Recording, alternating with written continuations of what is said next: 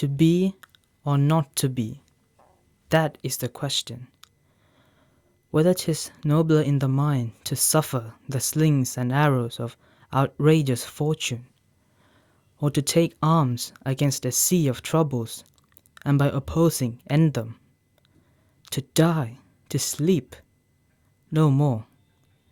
And by sleep, to say, we end the heartache and the thousand natural shocks that flesh is heir to.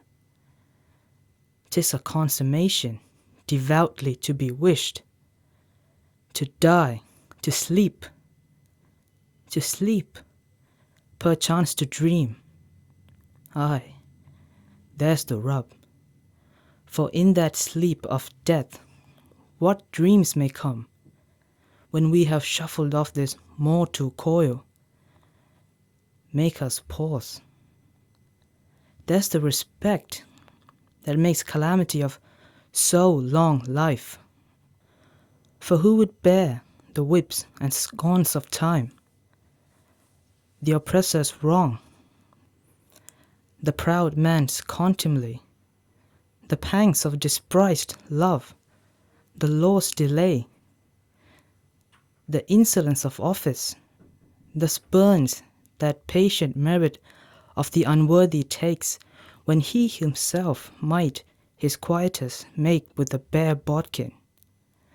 And who would fardels bear to grunt and sweat under a weary life, but that the dread of something after death,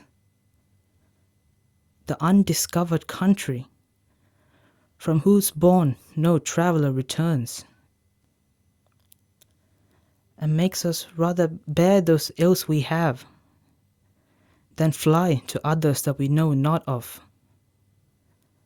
Thus conscience doth make cowards of us all, and the native hue of resolution is sicklied o'er with a pale cast of thought, and enterprises of great pith and moment, in this regard, their currents turn awry,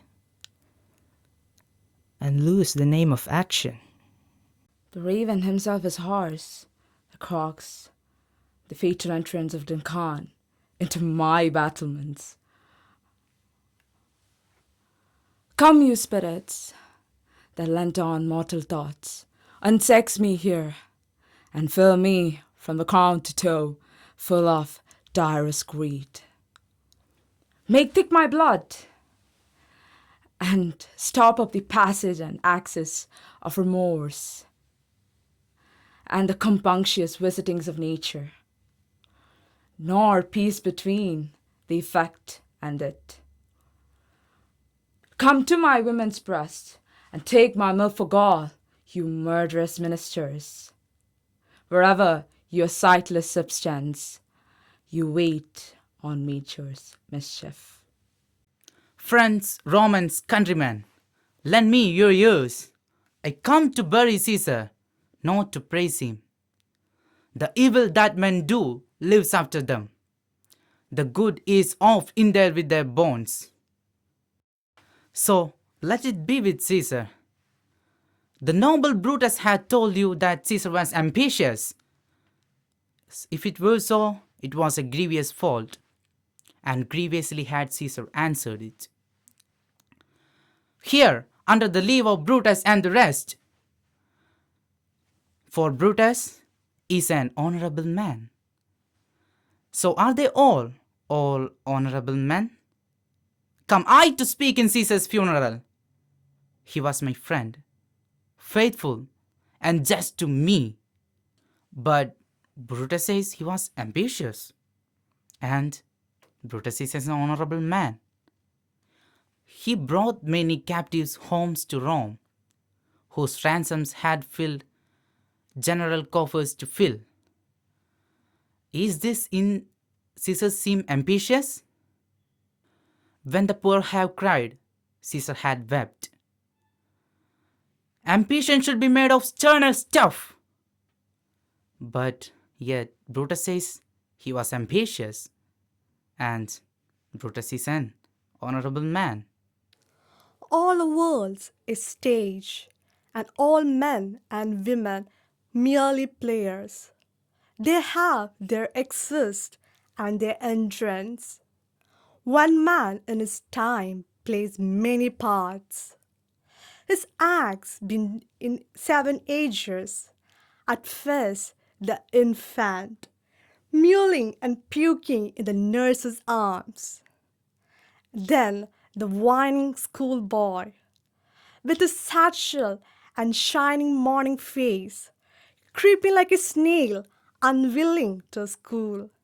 And then the lover, sighing like the furnace, with a woeful ballad made to his mistress' eyebrows. Oh, what a noble mind is here enthroned! The courtiers, soldiers, scholars, high-tongued sword, the expectancy and the rose of fair state, the glass of fashion and the mold of form, the observed of all observers, quiet, quiets down, and I, of ladies most dejected and wretched, that sucked the honey of his music vows.